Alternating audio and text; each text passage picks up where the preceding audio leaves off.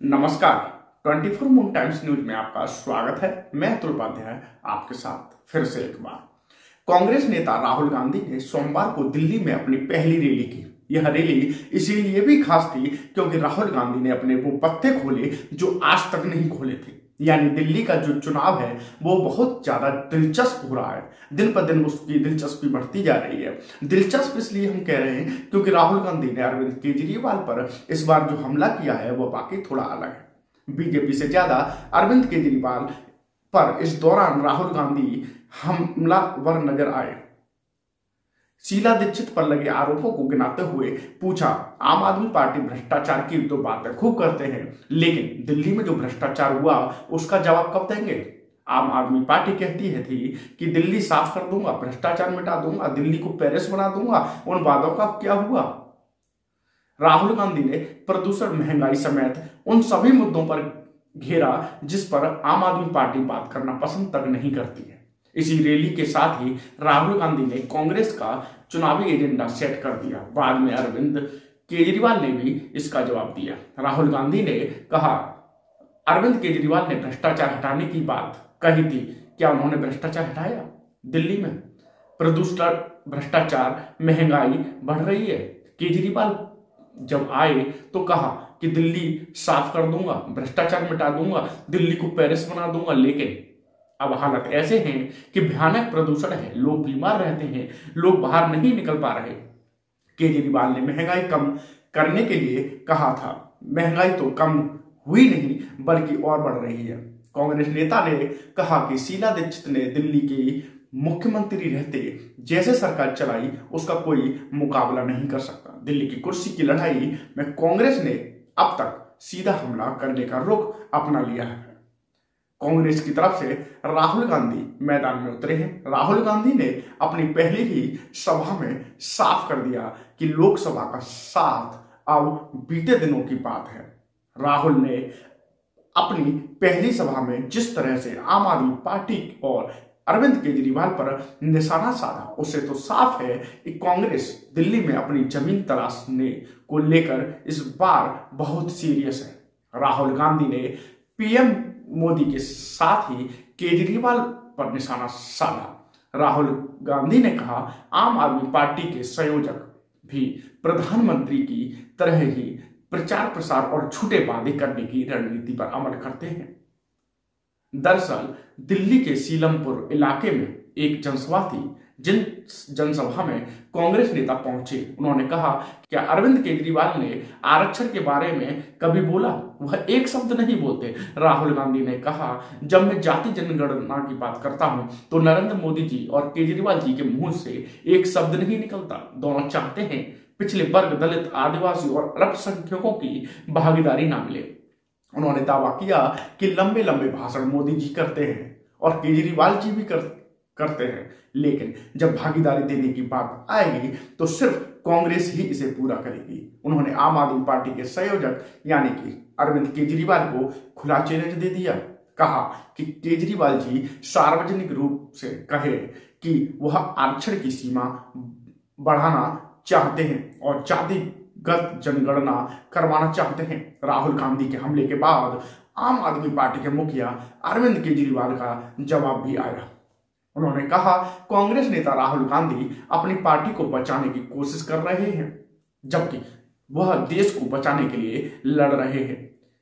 केजरीवाल ने कांग्रेस के वरिष्ठ नेता पर उन्हें गालियां देने का आरोप लगाया, लेकिन कहा कि वह उनके बयानों पर कोई टिप्पणी नहीं करना चाहेंगे।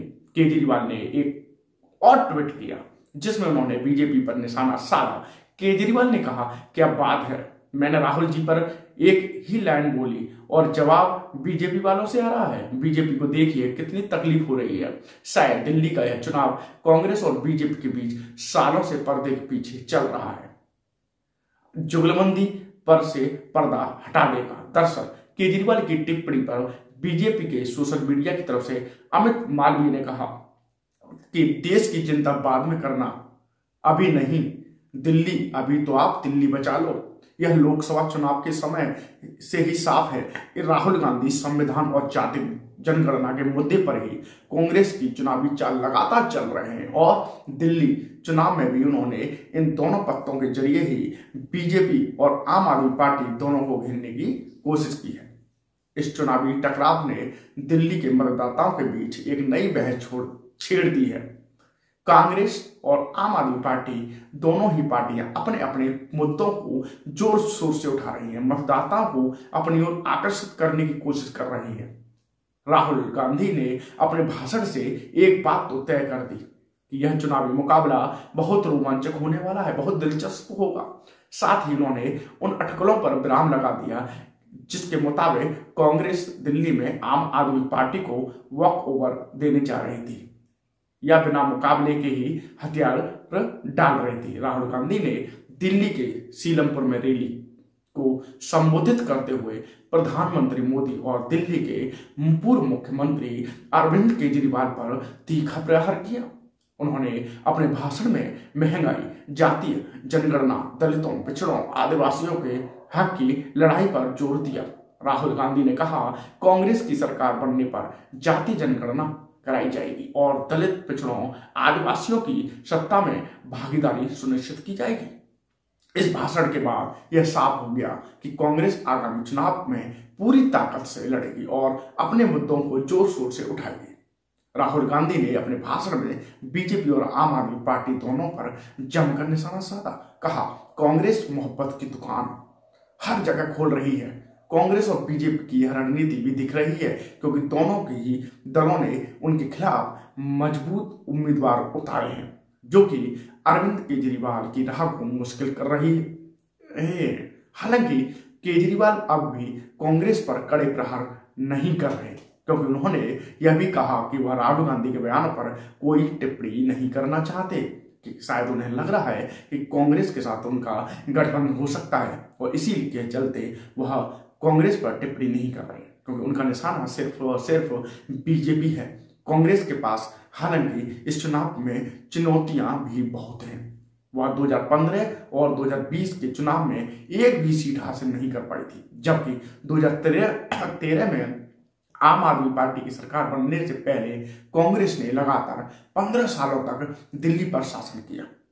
कांग्रेस जब दिल्ली में सबसे बड़ी पार्टी थी, सत्ता के शीर्ष पर थी, तो उसके पास 40% का वोट शेयर था। लेकिन पिछले विधानसभा चुनाव में कांग्रेस केवल 4.26% वोट पा सकी थी। उससे पहले के चुनाव में कांग्रेस का कोई खास वोट नहीं मिले थे, यानी कांग्रेस अपने न्यूनतम स्तर पर है।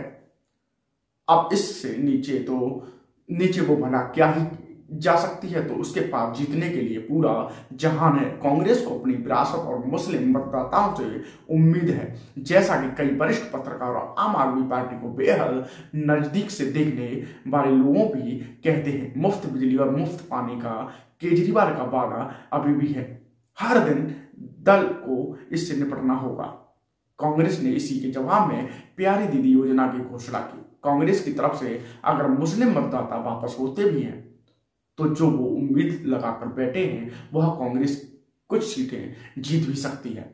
इसके अलावा शीला दीक्षित के समय किए गए वो कामों और झुग्गियों को बचाने की जो कांग्रेस योजना थी उसको भी याद दिलाया जा रहा है और मजबूत उम्मीदवार देकर भी कांग्रेस वापसी की उम्मीद लगा रही है। लेकिन अब तक कांग्रेस के दाव सही पड़ गए तो ठीक नहीं पड़े, तो ठीक उसने पूरी मजबूती से चुनाव लड़ा और यह बात कांग्रेस लगातार साबित करती हुई नजर आ रही है। फिलहाल चुनाव के नतीजे 8 फरवरी को आएंगे, तभी पता चलेगा। लेकिन राहुल के सीलमपुर के आक्रामक भाषण ने उन पर अटकलों का विराम लगा दिया, जिसमें कहा गया था कि दिल्ली में कांग्रेस और आम आदमी पार्टी के बीच अंदर खाने समझौता है और या फिर वह दोस्ताना मुकाबला कर रहे हैं।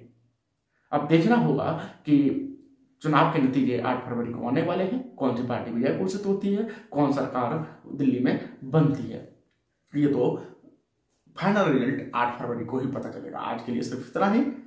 आप हमारे साथ तो बने रहिए 24 मून टाइम्स न्यूज पर। धन्यवाद। जय श्री राम।